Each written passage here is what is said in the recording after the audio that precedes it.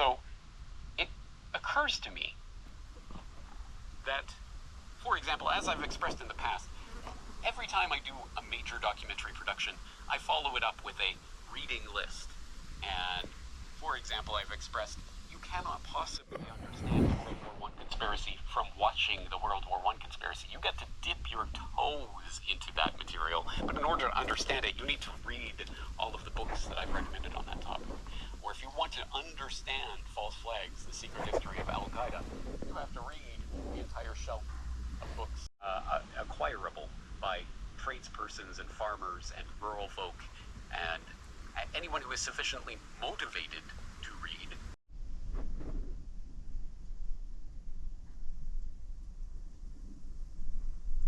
Well, that was a lovely little picnic I had there. I'm sitting here just thinking about comedy sketches, and I think it was a sketch from the Day Today, and I was also thinking it's batshit crazy how so many people I thought were normal in the past, people like Chris Morris and people who did those comedy sketches, just turned into leftists later on and just became insane. But they created all this beautiful art, you know, all this funny comedy, and the jokes aren't political, except for someone like Stuart Lee. Like Chris Morris, his jokes aren't really political. And you say someone like Bill Bailey, it's like all like nonsense humour, like anyone across any political divide could listen to a joke from these guys and laugh, and it'd just be funny and it wouldn't have political bias in it. Some stuff does, but most of it doesn't. But the actual people, you just find out about their politics and you're like, oh, that's awful. I used to listen to this stuff when I was a kid all the time and laugh, and I still kind of laugh at their jokes and stuff now, but it's slightly coloured by knowing about the commie shit they believe in. Anyway, yeah, lovely day today. It's maybe 25 degrees today, but here in the shade it's pretty cool. It's been really nice.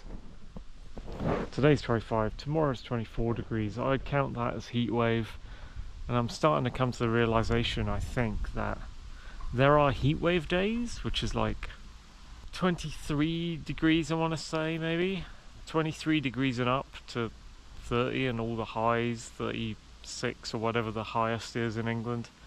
And then there's this other kind of day, which is between when the hot temperatures start, which is 17 degrees, and that number like 22 degrees, where it's just like optimum operating temperature for humans. I think it's like, it's not a heat wave necessarily, but it is just a warm enough day to enjoy and not be too hot and definitely not be cold, and you can just think clearly in those temperatures.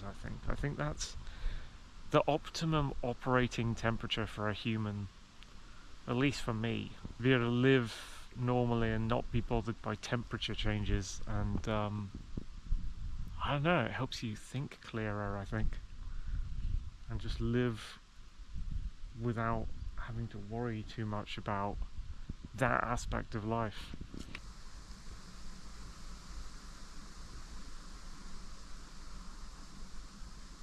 I've barely been out much, and I've only been about locally, and already I've seen 4 hot girls. Is this a hot girl day? Just a random day when all the hot girls are coming out? I wonder if I'll see any hot girls at work when I start, in the 2 hours when our shop is open. Maybe I should act all smiley and flirty with them if so. Why is today a hot girl day? It's the heatwave day. 27 degrees. You'd think, I don't know, you'd think they wouldn't be out. Then again, you hear this weird stereotype thing about girls that when it's rainy they'll get sleepy for some reason and they'll go to sleep. Like, I've heard that that's like a popular thing among a portion of women, and it's like, that doesn't make sense to me. Like, rain doesn't make me sleepy. If anything, I'm more awake in the rain. Hot days make me sleepy. Days like today, fucking hell. It's like the reverse. Maybe that's why I don't see them. I've got this weird mismatch that doesn't cross over. Hello, cows. You're trying to walk away from the big bull, aren't you? It's a stampede. You got one horn. One horn on you.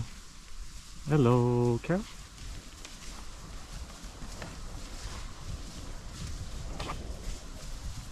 This happened earlier. There's a big orange bull, and I think these are all the females and the calves, and they walked like all the way from that end of the field to all the way that end, and then a bull came behind them, and now they're walking all from that end all the way to this end. I reckon the last one in the queue is going to be the big orange bull. Hope he doesn't come too close to this fence here. It's kind of funny. There they are.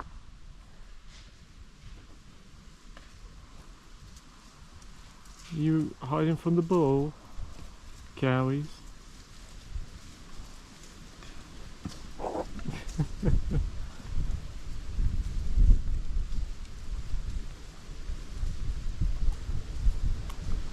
They're all running away from the bull.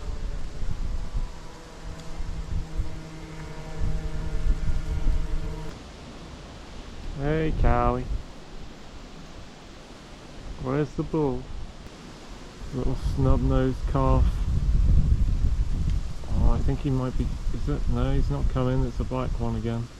Yeah, the bull is going to be right at the back of the queue when he comes. There's so many cows in this field. There's so many of them. There's like 50 or something.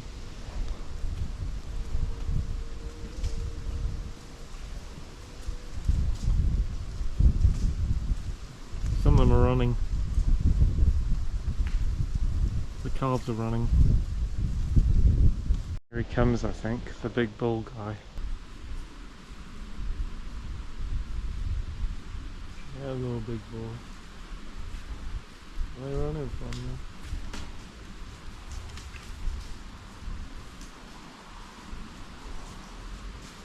Absolute unit he is. They're all running away from him.